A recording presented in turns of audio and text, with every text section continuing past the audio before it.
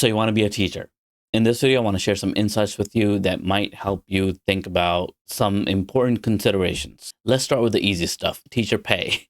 Teacher pay is infamously low across the country. I think across the globe, no matter where you look, teachers are not getting paid a lot. It's a common refrain among teachers. Nobody does the job for money. And I think it's kind of true for a lot of service professions. I don't think, for example, nurses are doing their work for the money either. I don't think police officers are doing their hard work for the money either. So I think it's true for a lot of professions, and teaching is no different in that way. And at the same time, the question of salary is an important one because it has a huge impact on how you're going to be living. In general, teacher pay depends a lot on where you are, what state you're in, what city you're in, what type of school you're teaching in. And sometimes even the kind of subject that you teach might have an extra bonus or something attached to it. So for example, STEM subjects, due to teacher shortage in those areas, math and science, there have been special bonuses attached to those people who are applying for those positions. But in general, teacher pay is going to be different based on your location. Typically, schools in urban areas pay a little bit more. Those are harder to staff schools, while schools in suburban or low population areas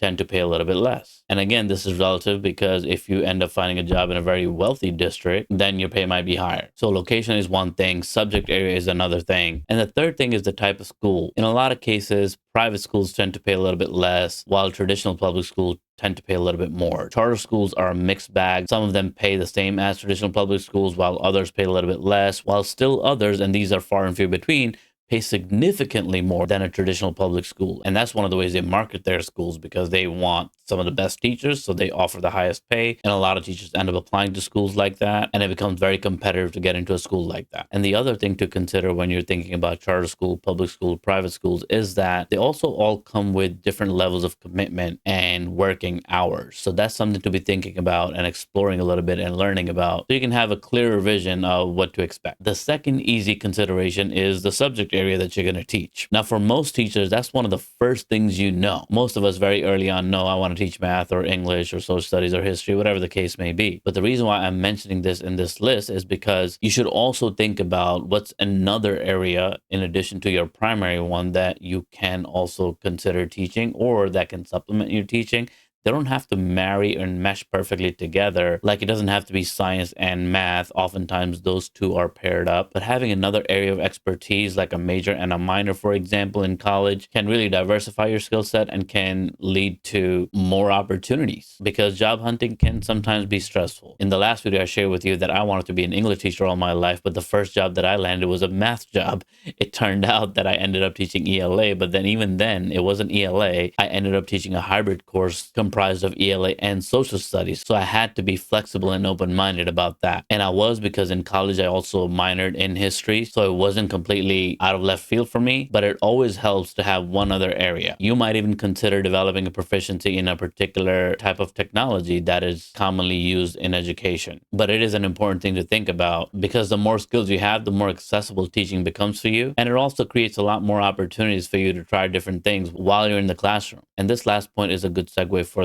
the more complicated things to also discuss in this video. Because we're talking about diverse skills, if you were to ask me what is one skill that you could develop that will go a long way in helping you become a more effective teacher, I would say it's organization and time management combined. They kind of go together anyway. I've been in the game for a while, and the teachers that I see struggling the most are teachers that have a really hard time juggling the many different things that you have to do. And a lot of that has to do with managing your time. And a bunch of it also has to do with your ability to be organized. We talk about something called executive functioning skills for students a lot of times, but I have observed time and time again so many teachers struggling with the same skills that students often struggle with: meeting deadlines, keeping their stuff organized, keeping all their papers and folders and student work and PD materials organized, keeping their desk clean and organized, making sure they end their class on time, making sure they start their class on time, making sure they get to school on time, making sure they're not spending 3 extra hours after school to catch up and clean up and do a million things that you have to do. So time management and organization are really, really helpful. And if I were to dig deeper into it, I think one thing you should learn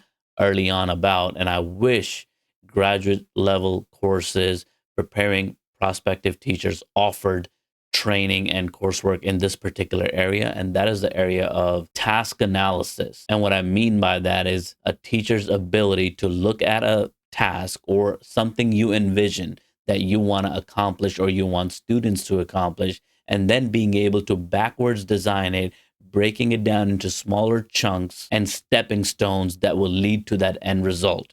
So many teachers struggle with that type of thinking. I've observed this in both experienced and less experienced teachers, where they have a vision and they go head first into it, but they haven't task analyzed it. They haven't thought it all out, all the different steps and the things that are needed in order to achieve the level of excellence that was in their mind when they envisioned the end product. And what ends up happening, unfortunately, in this case, is that what you get in the end is a caricature of what you wanted students to accomplish or what you wanted to accomplish for yourself. And it is something that does come with experience also, but there's certainly a science behind backwards planning or reverse engineering things also. So task analysis, organization, and time management, these are humongous, massively important things for prospective teachers to be thinking about, to be developing, to be practicing. And when you are teaching, it's always helpful to have a friend with whom you can run by your ideas so that they can critically analyze it for you and tell you all of the different ways you can look at it and help strengthen your cognitive muscle of looking at a thing from multiple different perspectives to avoid unnecessary pitfalls and roadblocks. And the last thing I would share with prospective teachers to be thinking about is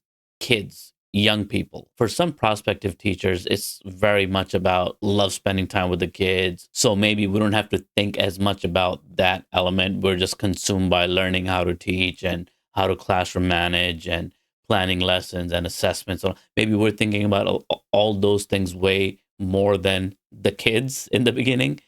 But it's also really important to kind of envision and imagine yourself in a classroom with 30 kids that you don't know nothing about and kind of check in with yourself.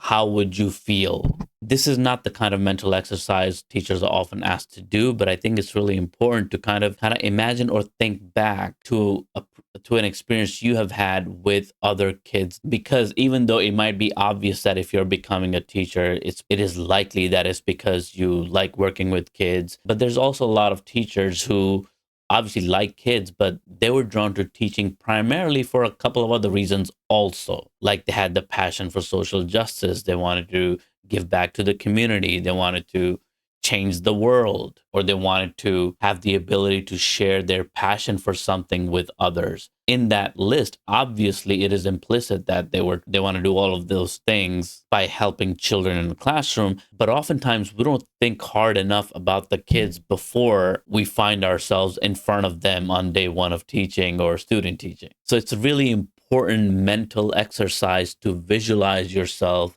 in front of a classroom full of young people, whichever age group it is that you're trying to teach, and imagine yourself how you might interact with students in that situation. How would you talk to them? What are some things you would do with them to build relationships with them, to get to know them? Because I think a lot of teachers realize that knowing and mastering the craft of teaching can be all consuming, and so can be the art of teaching, a part of which is all of these relationships that teachers have to manage and sustain. So we have to think of ourselves as engineers of relationships as well. In the day-to-day of teaching, we get consumed by the craft stuff. We have to create things, we have to do things, we have to make the bulletin boards, we have to write the next lesson, we have to give feedback on the students' essays or work. There's just so many things we have to do which are related to the craft of teaching. But to me, the art of teaching is equally important, and a component of that art is your ability to read things, to perceive things, to empathize, to socialize, and to have the interpersonal skills